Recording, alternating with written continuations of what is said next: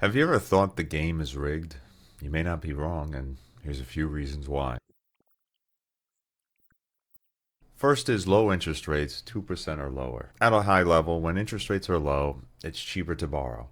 When it's cheaper to borrow, people can pay more for assets. And if an asset is artificially limited, like stocks, or its supply can't be increased quickly, or is prevented from increasing due to laws, say houses, those assets inflate in price because it's cheaper to borrow the money to pay the price for it. And so it keeps on going up, up, up. Let's get some money in here. Let's make some money. What do you say? And who owns the majority of assets? Not you or goddamn me, that's for sure. Another aspect is that this hurts savers. You're punished for not spending your money, and this tends to lead to bubbles. A great example was the British railway bubble that grew and collapsed between 1840 and 1847. There's a famous phrase that came out of this from the longtime editor of The Economist, Walter Bagehot. It goes, John Bull can stand many things, but he can't stand 2%.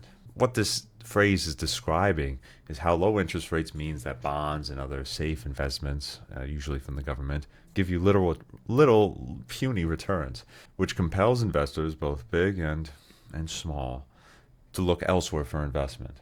Usually, and of course, they're usually much riskier. At the height of the mania, over 500 new railway companies existed in the United Kingdom.